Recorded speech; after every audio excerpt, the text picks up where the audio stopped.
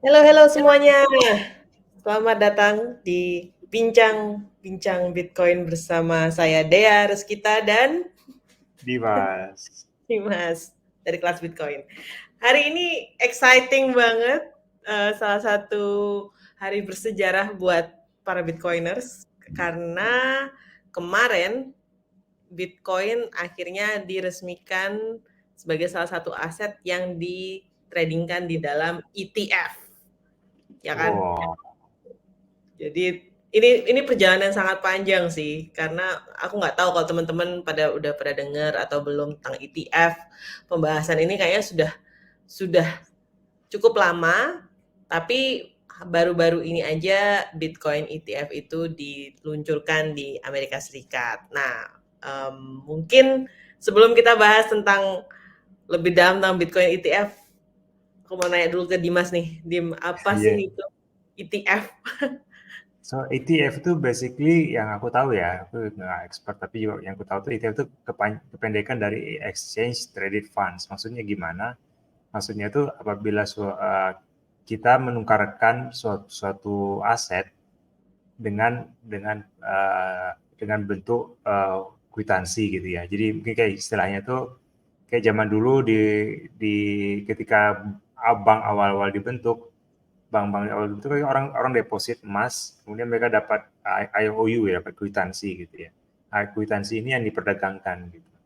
Nah, jadi kalau redemptionnya biasanya either dapatkan emasnya lagi atau didapatkan cash atau fiat gitu. Jadi dalam ETF itu yang aku tahu begitu. Jadi kita mendapatkan paparan harga tanpa kita harus memegang sendiri langsung aset yang kita beli gitu. Kalau menurut kamu gimana deh? Ya. Ya, yang benar dan menurutku juga tambahannya adalah kalau di Indonesia itu hampir mirip-mirip kayak reksadana ya. Cuman perbedaannya tuh kalau di ETF ini dia tuh ada kayak kayak sekumpulan berbagai macam aset gitu. Jadi kayak ada stock, bonds, ada komoditi. Nah, ini akhirnya Bitcoin itu juga dimasukkan ke dalam basket yang bisa diperjualbelikan di dalam pasar bursa inilah ya. Jadi menurutku ini jadi penting karena akhirnya Bitcoin diakui sebagai aset yang bisa diperjualbelikan di dalam apa keuangan tradisional gitu, finansial tradisional. Jadi bukan lagi ini kayak mainan orang-orang geek atau mungkin di scam. Nah ini udah bener-bener ditradingkan di pasar pasar finansial gitu kan. Jadi ini menarik sih. Iya, iya. Jadi menurut kamu ini kontroversial nggak ya? Bukan kontroversial sih. Kayak berbanding terbalik nggak sih? Karena kan tujuan murni dari Bitcoin itu adalah sovereignty ya. Jadi menjadi orang yang bebas dan juga bisa melakukan apapun yang mau segala macam. Tapi sekarang dengan ada ETF itu malah kayak kita di kooptasi gitu ya, dimasukkan kita nggak bisa lagi memakai Bitcoinnya gitu. Apa gimana menurut kamu? Um, Kalau menurutku sih, ini salah satu vehicle buat lebih banyak adopsi dari institusi. Karena, kalau kita lihat, kalau institusi itu ingin berinvestasi, pasti mereka harus mengikuti regulasi dan juga ada permasalahan akuntansi, ya kan? Kayak mau holding Bitcoin nanti pelaporannya gimana nih gitu kan, perpajakannya seperti apa gitu. Itu masih memang belum ada yang aku nggak tahu ya. Maksudnya sepengetahuanku belum ada regulasi yang benar-benar mengatur itu gitu. Nah jadi dengan adanya Bitcoin ETF ini institusi itu bisa lebih banyak institusi itu bisa bisa memiliki Bitcoin atau paling tidak bisa mendapatkan exposure volatilitas harga Bitcoin ini. Jadi mereka bisa mendapatkan ya cuan lah ya, bisa bisa mengambil keuntungan di situ. Ya, karena lampu mati. Aku langsung, "Shit." Iya. Eee, oke oke. Oke, so Mungkin tadi pertanyaannya yang, tadi kan kita bahas apa itu Bitcoin ETF, tapi kemudian, mungkin kamu juga udah secara tidak langsung menjawab kenapa sih Bitcoin itu ETF itu ada. Pertama pasti karena demand ya, pasti ada demand dari orang, dari institusi, tapi mereka tidak bisa masuk atau mereka takut gitu ya. Apalagi kayak misalnya, retirement fund, kemudian juga, endowment gitu dan juga institusi besar-besar lah gitu, itu bahkan boomers gitu yang nggak ngerti tentang pakai Bitcoin itu gimana, karena, learning curve-nya terlalu besar gitu ya. Menurut kamu gimana tuh? ya ya, mmm, ya maksudnya mau mau tidak mau dipungkiri bahwa yang Bitcoin ajarkan tuh kan desentralisasi dan tidak semua orang itu, mmm, berani untuk menuju ke arah desentralisasi langsung terjun gitu kan. Kita sudah selalu terbiasa, eee, berinvestasi ataupun apa ya, bahkan melakukan sesuatu itu sesuai kalau ada orang yang pemerintah ataupun otoritas yang melindungi, memang ada baiknya, tapi juga, eee, ya ini jadi mindset lah ya, mindset bahwa kalau misalkan ini sudah teregulasi ataupun ini tuh diakui oleh otoritas, biasanya, mmm, masyarakat tuh jadi lebih lebih aman gitu kan mau mau mau berinvestasi. Nah itu, jadi kalau misalnya menurutku keuntungannya dari Bitcoin ETF ini pastinya membuat orang-orang jadi lebih nyaman gitu untuk, eee, ya untuk berinvestasi di Bitcoin di dalam lingkup yang mereka pahami gitu. Karena kalau kita mau ngomongin, jual beli saham sama Bitcoin itu kan agak beda ya. Ya memang kalau misalnya kita lihat di platform exchange hampir hampir mirip, tapi, kalau misalnya kita mau ngomongin soal gimana cara nyimpennya, gimana cara kita liquid-nya, itu kan agak beda sama sama, kalau kita mau beli saham gitu, jual beli Iya saham. iya iya, bener juga sih. Jadi mungkin ini memberikan akses tapi juga tidak bisa unlock full future, tapi nggak ya karena Bitcoin menurut aku juga nggak semua orang mau melakukan, do the apa namanya, proof of work ya, dalam hal belajar, kemudian dia pengen ini, tapi ada juga yang cuma pengen dapetin paparan harganya aja gitu, tanpa harus ribet dan segala macam. Ya.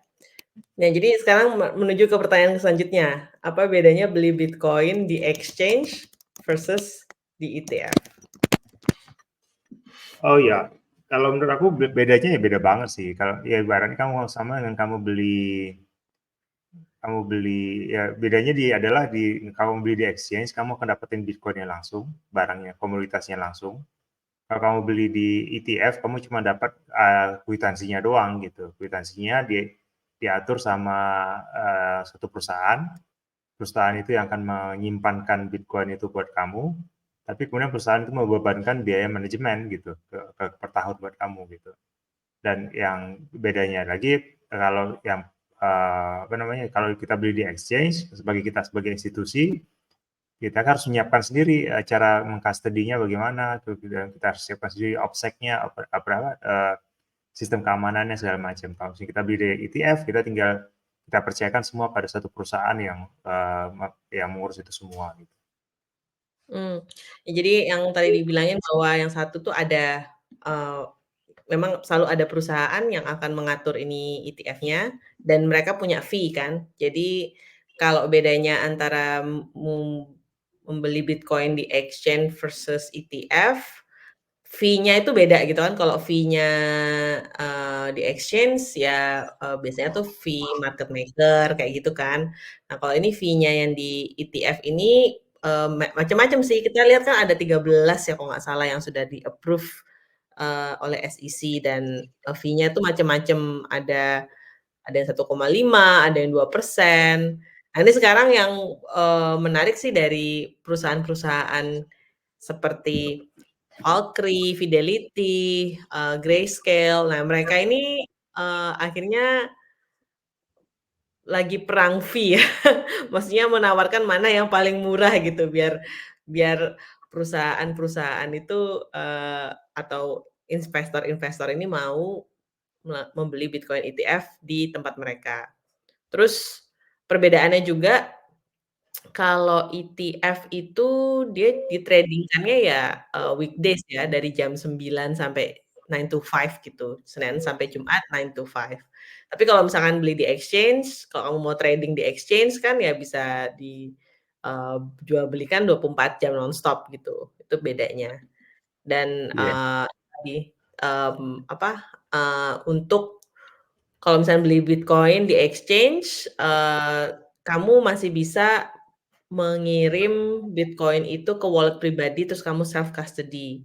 Sedangkan kalau yang sepengetahuanku yang untuk ETF ini cuman bisa di cash out jadi fiat ya, cuman bisa kalau misalnya mau ngambil keuntungannya, langsung diambilnya bukan dalam bentuk Bitcoin tapi dalam bentuk, ya fiat-nya itu dalam bentuk US dollar.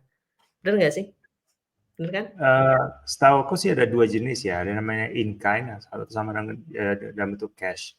Kalau Mhm, in-kind itu sama dengan kayak misalnya kita beli emas, apa SPDR ya, ETF SPDR, Sprott Physical Delivery emas ETF. Itu kalau kita mau redemption kita bisa dikirimin emasnya gitu, tapi kita dapat biaya biaya pengiriman segala macam. Mungkin dengan mmm, in-kind itu bisa juga begitu, tapi aku nggak tahu dari ETF mana yang melakukan hal itu. Mungkin dari mhm, Fidelity mungkin ya, kita bisa mmm, dapetin Bitcoin ini kalau kita mau jual, kita mau redemption gitu. Karena mhm, sebenarnya ETF itu basically kita punya hak terhadap barang itu gitu. Tapi ETF-ETF yang lain tidak, atau SEC mungkin melarang ini Bitcoinnya dikirim, tapi lebih kayak ya udah dijual aja ke fiat gitu. Tapi tergantung sih mana yang orang lebih pengen. Kalau menurut aku sih lebih gampang beli di exchange daripada kita beli pakai ETF sih. Tapi terserah. Gimana menurut kamu?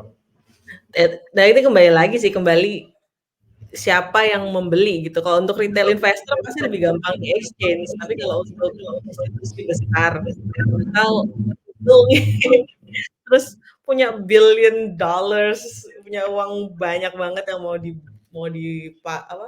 yang mau diinvestasikan, susah kan kalau misalnya mau exchange, eee, ada nggak gitu, volumenya cukup nggak gitu, bisa nggak di-trading-kan di exchange. Nah, jadi kalau untuk uang-uang besar ini, menurutku sih memang lebih lebih nyamannya atau lebih logikanya di ETF gitu. Tapi kalau untuk retail sih mending ya di exchange aja gitu, karena kita nggak, apa ya, ya kita bisa dapetin barangnya, misalnya kita bisa dapet Bitcoin-nya 24 jam, terus nggak harus, ya membayar berbagai macam fees ya. Dan juga ini sih ETF ini juga ini salah satu ininya nggak semua orang punya akses ya terhadap ETF Mmm, ini gitu. Jadi orang di Ghana atau orang yang di Zimbabwe gitu mau beli ETF nggak bisa dia gitu. Jadi dia ini hanya untuk sedikit orang aja yang punya akses ke ETF. Ya sih. mhm, Oke, tapi menurut kamu ini ngefek nggak sih sama Indonesia adanya Bitcoin ETF ini? mmm, ya ini ya biasanya sih kalau Indonesia kan selalu mengikuti tren luar negeri ya. Sejujurnya jadi Kanada itu sudah meng-approve Bitcoin ETF semenjak tahun 2021. Terus, baru Amerika kan sekarang yang, approve ETF-nya. Jadi kita bakal lihat nih gimana pergerakan harganya dulu kali ya, mungkin buat di Indonesia gitu. Kalau misalkan, ternyata positif, itu bisa jadi ya bisa jadi Bitcoin pun bisa dimasukkan ke dalam pasar reksadana kita juga gitu. Kalau itu Kalau terjadi menarik banget sih itu buat buat kalau menurut aku sih Bitcoin harga. masih masih lama banget ya, mungkin nggak akan ngaruh banget, tapi mungkin ngaruhnya dari segi harga. Dan akan Mhm, ngaruhnya ke exchange. Kalau harganya naik banyak, berarti nanti di exchange orang pada pada FOMO beli di exchange gitu, ya pengen dapetin juga. Dan mungkin mmm, tahun ini exchange kita akan untung besar gitu kan. Kemarin aku baca di artikel di toko kripto ada situs sponsor ya, salah satu exchange gitu dia dia kenaikan transaksi sebanyak 40% gitu, ya terbesar dalam satu hari gitu. Tapi Wow. itu mungkin bisa jadi salah satu ya, mungkin dampak positifnya itu ya harganya, ada segi harga sih. Nah ini Nah, kita ngomongin lanjut harga ada nih. ya ngomongin harga nih gimana nih? Ya ini orang-orang sih berspekulasi, ya maksudnya gini, kita kita ngelihat aja kemarin ya, jadi kan atau 2 hari yang lalu 2 hari yang lalu, itu tiba-tiba ada tweet dari SEC yang mengatakan bahwa Bitcoin ETF sudah diluncurkan, padahal waktu itu belum diluncurkan ya. Jadi pada saat tweet itu keluar yang katanya dilansir bahwa itu tweet-nya di-hack, tweet-nya akun Twitter-nya, SEC itu di-hack, dalam waktu singkat itu harga Bitcoin naik dari 46.000 jadi 48.000. Jadi banyak orang yang hype ya dengan adanya pergerakan harga ini. Terus kita juga ngeliat aja sejarah sih, aku nggak tahu ini relatable atau enggak, tapi, jadi kan tadi aku bilang di tahun 2021 ETF pertama diluncurkan di Kanada. Di Oktober 2021 SEC itu meng-approve ProShare Bitcoin Trust itu dimasukkan di dalam, Chicago Mercantile Exchange, CME, yang bisa di-trading, futures itu kan kalau nggak salah. Nah, aku nggak tahu ini apakah relatable atau enggak, tapi, di bulan Oktober 2021 itu kan harga Bitcoin naik tuh dari 40.000 jadi 60.000. Terus habis itu Iya, turun iya. ya. Jadi Kalau aku sih, menurutku sih ya misalnya kamu menurutku gimana? sih pada saat nanti Bitcoin ini kan ekspektasinya adalah hari ini, institusi-institusi udah bisa masukin duit mereka dan bisa trading Bitcoin gitu kan. Jadi bakal banyak banget flow duit yang akan masuk ke dalam, ETF ini. Ini bisa jadi ada pergerakan harga positif, tapi juga volatilitas mungkin menurutku akan semakin tinggi ya. Iya, Tapi iya. nggak tahu, Mungkin kalau menurut dikasih Dimas gimana? perbedaan dulu kali ya, perbedaan dulu dalam hal sebelum kita ke harga. Jadi ETF ini sebenarnya ada dua jenis. Ada yang namanya spot ETF, sekarang di-approve Mhm, ya. Spot ETF itu mengikuti harga harian, harga saat ini, detik ini juga. Dan adanya futures ETF. Jadi mungkin yang diresmikan sama SEC kemarin itu baru futures. Jadi futures itu basically kita bergamble ya, menebak-nebak harga di masa depan bagaimana gitu ya. Nah, yang kenapa orang bullish dengan spot ETF hari ini gitu yang di-approve yang hari ini akan trading di Amerika karena Bitcoin ini barangnya beda banget sama aset-aset yang lain gitu. Jadi kalau aset-aset lain misalnya emas, saham atau minyak atau gandum atau segala macam gitu ya. Ketika harganya naik gitu kan, itu kan mengencourage orang atau produsen untuk memproduksi lebih banyak gitu, dapat untung lebih banyak. Jadi hukum supply and demand. Nah bagi Bitcoin sendiri itu nggak bisa gitu. Jadi Bitcoin ini ketika harga supply demand naik, harga naik, supply-nya tetap 21 juta gitu. Ya, dan itu bahkan itu yang dia bilang tadi ada volatilitas mungkin yang akan naik cepat dan tinggi dan juga ketika bear market bukan akan cepat juga turun gitu ya. Dan yang satu lagi dengan spot ETF ini semua perusahaan yang meluncurkan yang punya produknya mereka harus punya barangnya gitu. Jadi mmm, kalau misalnya ada demand naik tinggi, banyak dari orang nih hari ini mau di trading gitu ya, dan mereka mereka stok mereka habis gitu. Si perusahaannya harus nyari nih siapa yang di mana aku bisa dapetin Bitcoin lagi gitu. Nah, kalau misalnya dan kita sementara kita sudah bisa bilang kita udah front run ya, kita sudah mendahului para perusahaan ini, kita udah hodl gitu Bitcoin-nya dan orang pasti akan nawarin, perusahaan-perusahaan akan nawarin gitu. Udah ada rumor sih banyak OTC desk yang nyariin siapa nih yang mau jualin Bitcoin-nya, gua kasih premium gede gitu. Nah, gitu. Menurut kamu gimana deh? itu fenomenanya sudah kerasa sih, beberapa orang kalau ditanyain kayak, "Eh, mau beli Bitcoin dong?" "Ah, jangan dulu aku mau hodl," gitu. Iya, iya, Ya iya. maksudnya, eee, Ya, nah ini aku mungkin mau nanya juga nih. Jadi resikonya itu resiko beli Bitcoin di ETF itu seperti apa sih? Yang pertama menurut aku risikonya adalah yang kita beli itu bukan Bitcoin-nya, tapi yang kita beli adalah paparan harganya. Jadi kalau misalnya perusahaan bangkrut, kita nggak punya klaim terhadap barangnya gitu, sampai Hmm. bank. Terus yang kedua itu uh, ya semua Bitcoin ya, dari semua perusahaan ini kan ada 13 perusahaan yang menunjukkan produk ini. Kalau nggak salah 11 diantaranya itu mengkustodikan atau menyimpan Bitcoin itu di Coinbase gitu. Dan ini jadi apa honeypot gitu, jadi sebuah apa sasaran hacker yang sangat manis gitu, sangat sangat lezat gitu ya. Dan bayangkan kalau misalnya Coinbase custody-nya itu dihack dan habis ya mereka hancur gitu, dan juga masyarakat kena rug pull gitu. Nah yang ketiga juga kalau menurut aku sih andai kan Amerika mengalami krisis ya 2025 atau 2026 lah, tahu kita nggak tahu kapan, dan tiba-tiba si Amerika pengen punya Bitcoin gitu.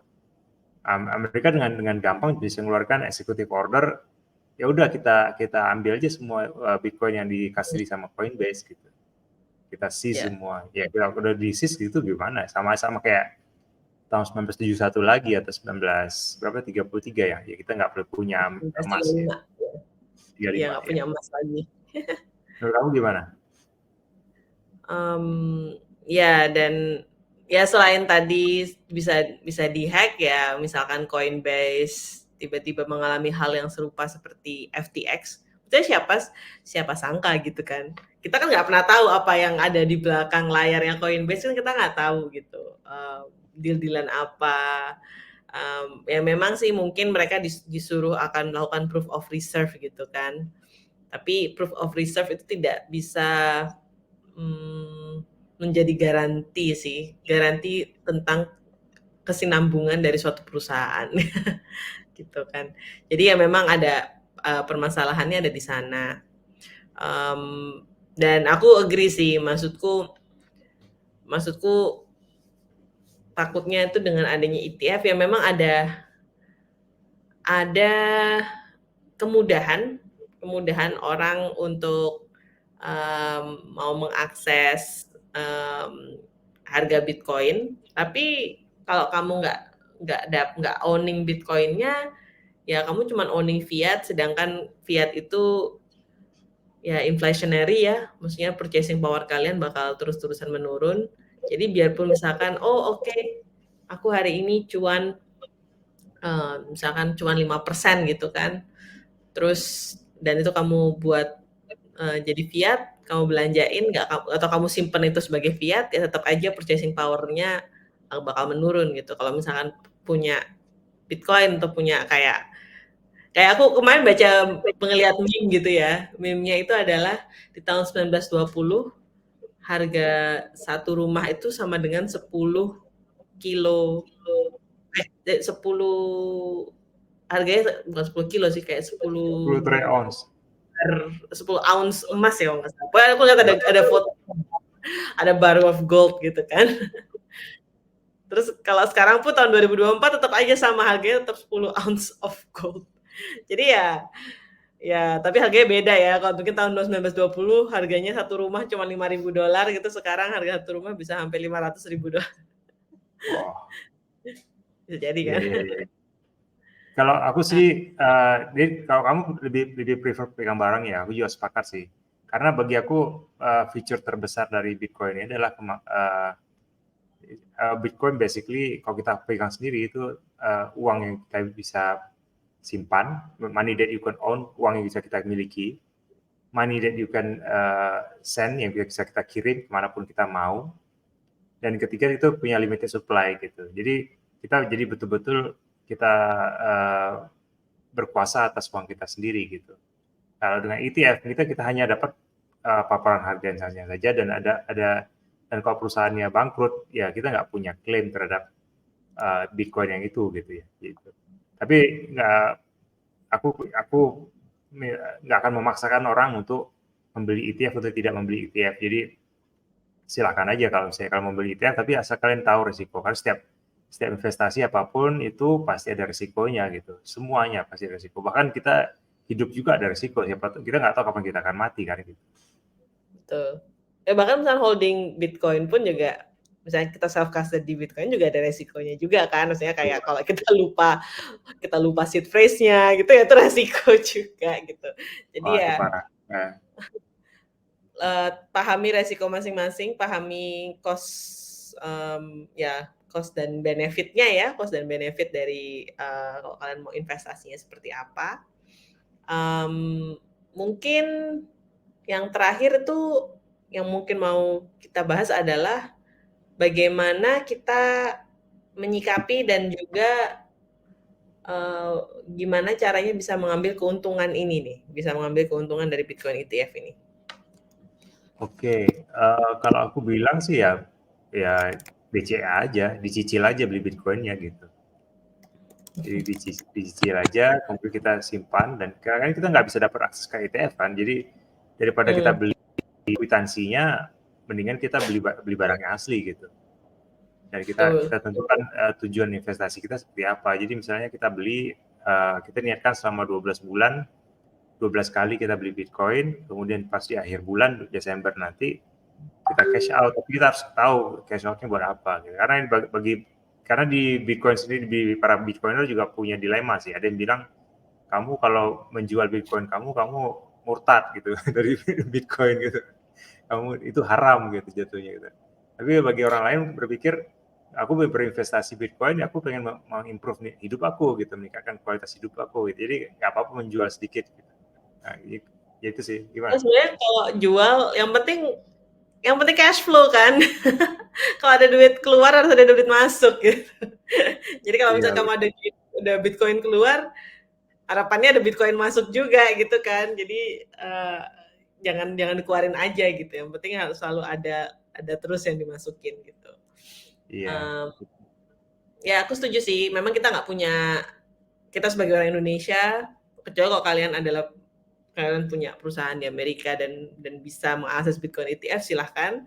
Tapi kalau memang tidak ada, menurut ya tadi yang seperti yang sudah kita bicarakan bahwa kemungkinan besar itu bakal ada volatilitas harga. Um, Dicicil aja, DCE aja karena itu apa ya? Volatilitas itu adalah feature bukan bug. Jadi sebenarnya pada saat harganya turun itu adalah waktu yang sangat bagus untuk beli Bitcoin.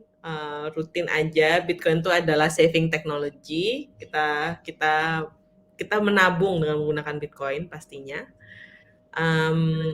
Dan ya